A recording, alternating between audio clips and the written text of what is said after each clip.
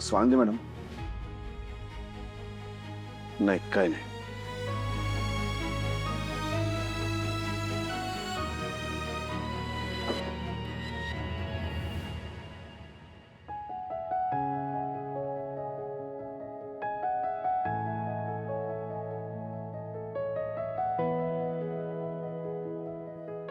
झोप लागली का तुम्हाला? मी झोपले, म्हणजे मला रोजच्यासारखी झोप लागली. तुम्हाला नाही लागली का? नाही असं काही नाही, मला पण लागली. थकला होतात ना खूप, लागेलच. आय होप घरात सगळ्यांनाच शांत झोप लागली असेल. ज्याच्या मनात काहीच गिल्ट नसतो त्याला शांतच झोप लागते. म्हणजे मनात गिल्ट असेल तर झोप लागत नाही का? उलट एवढे मोठे गुन्हे करून सुद्धा झोप लागत असते माणसांना, आपण बघतोच की. पण मनाला थोडी जरी टोचणी लागली असेल ना तर मग झोपही नाही लागत. म्हणजे आता जे गिल्टी असतात त्यांच्याबद्दल बोलते मी. म्हणजे थोडक्यात काकू आणि अंशुमन झोपले नसतील असंच म्हणायचं ना तुम्हाला? त्यांना जर अपराधी वाटत असेल तर नसतील झोपले कदाचित. अजून एक कारण असू शकतं. तुम्ही त्यांच्यावरती केलेले आरोप, कदाचित त्या आरोपांनी ते दुखावले गेले असतील म्हणूनही झोप लागली नसेल. आणि असं होऊ शकतं ना, फक्त अपराधी वाटल्यामुळे झोप उडते असं काही नाही. ओके बास, आपण का असे फिरून फिरून फिरून बोलतोय? खरं तर जेव्हापासून मी तुमच्या प्रेमात पडलो ना तेव्हापासून तुमच्यावरती चिडणं माझ्यासाठी जरा अवघड जात चाललंय.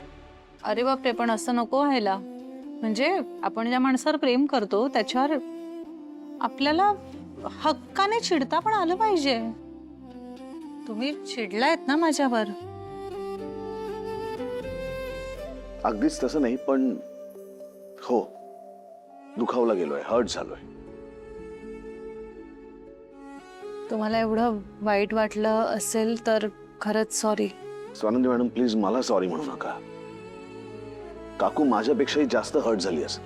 पण मी त्यांची ऑलरेडी माफी मागितली आहे. पण स्वानंदी मॅडम तुम्ही आधी त्यांना दुखावलं आणि मग त्यांची माफी मागितली. ते जे दुखावलंयत त्याचं दुःख कसं कमी होईल?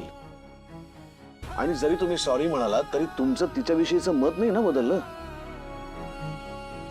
आणि मग त्या सॉरीला तरी काय अर्थ आहे, मत जर बदलणारच नसेल तर?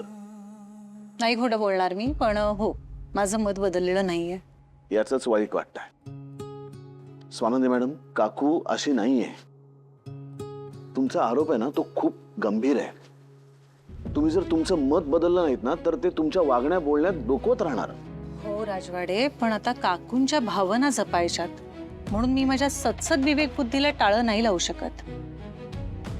आता फक्त त्यांना बरं वाटावं म्हणून माझ्या डोक्यामध्ये ज्या ज्या गोष्टींची जी जी संगती तयार झाली आहे, जे डॉट्स कनेक्ट झाले ते पुसून नाही टाकू शकत मी.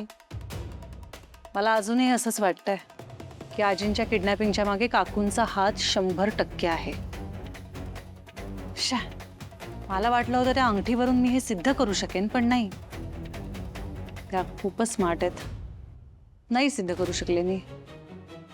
ठीक आहे, हरकत नाही. पण मग सोडून द्या ना तुमचा अट्टहास. का मागे लागलात तिच्या? घरातला एक माणूस जर दुसऱ्याच्या वाईटाच्या मागे असेल तर ते कळायला नको? आपण शोधून काढायला नको? अहो आमचं घर कशा कशातनं गेले तुम्हाला माहिती आहे ना. आम्ही सगळे एकमेकांना असं खूप घट्ट धरून आहोत. हो मी कल्पना करू शकते आणि मला माहिती आहे की काकू दोषी असू शकतील या विचाराने सुद्धा तुम्हाला त्रास होत असेल.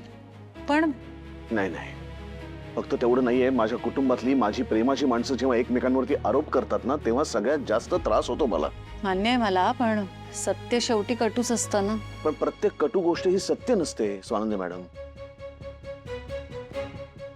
मला माहिती आहे तुम्हाला हे आता नाही पटणार आहे, पण मी तुम्हाला शब्द देते, एक दिवस तुम्हाला पटेल असा पुरावा आणेन मी. म्हणजे तुम्ही तुमचा हट्ट सोडणार नाही? नाही सोडणार, कारण मी जर माझा हट्ट सोडला ना तर जे घडेल ते खूपच भयंकर असेल.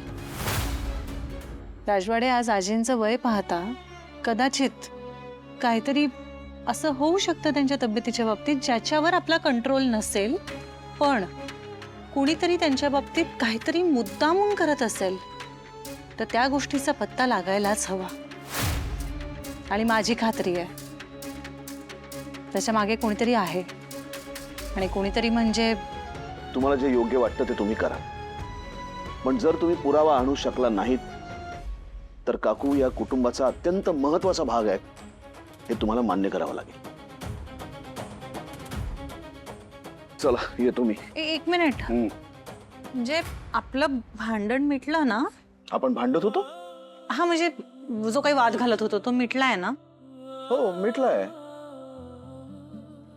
बाय. थांबा ना, आता काय, मी ऐकलं ना तुमचं. माझं बोलून झालं नव्हतं. सॉरी, बोला. आज थोडा वेळ काढाल? कशासाठी? ते वृद्धाश्रमातनं प्रमिला आजींचा फोन आला होता की आज वृद्धाश्रमामध्ये सगळेजण एकत्र मिळून आषाढी एकादशी साजरी करणार आहेत. अरे वा. आणि आपल्याला बोलवलंय. मग जाऊया आपण. नक्की वेळ काढतो मी. जाऊया आपण, आजी आजोबांना भेटायला जाऊया. तुम्ही घरनं या, मी डिरेक्टली ऑफिस मधनं तिकडे येतो. चालेल राजवाडे. बाय. राजवाडे. आता झालं होतं ना बोलून. हो, पण एक राहिलं होतं बोलायचं. काय? ते I love you. I love you to.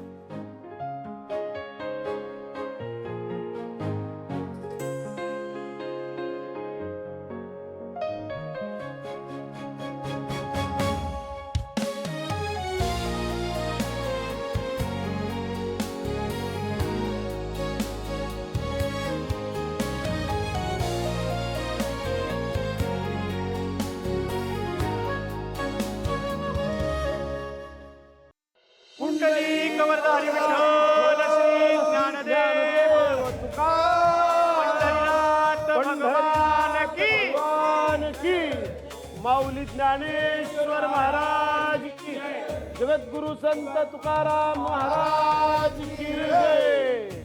वा वा वा, आलात तुम्ही? हो हो. ये, दर्शन घ्या.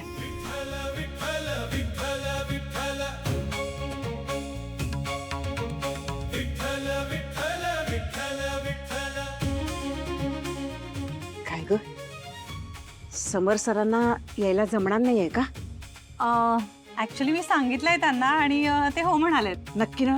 अगं सगळे वाट बघतायत जावई बापूंची. नाही नाही, ते हो म्हणालेत ना, ते येते. जावई बापू कुठे आहेत? ओहो, कुठे आहेत आमचं जावई? मी आलोय आलोय.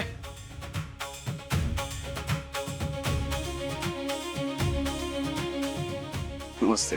अरे समरराव, या या या या. आम्ही सगळे तुमचीच वाट बघत होतो.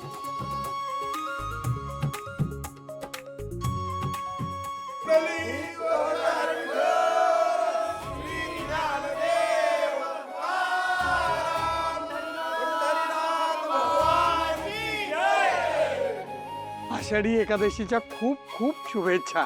तुम्हालाही सगळ्यांना आषाढी एकादशीच्या खूप मनापासून शुभेच्छा. अहो मान तुमचा आहे. चला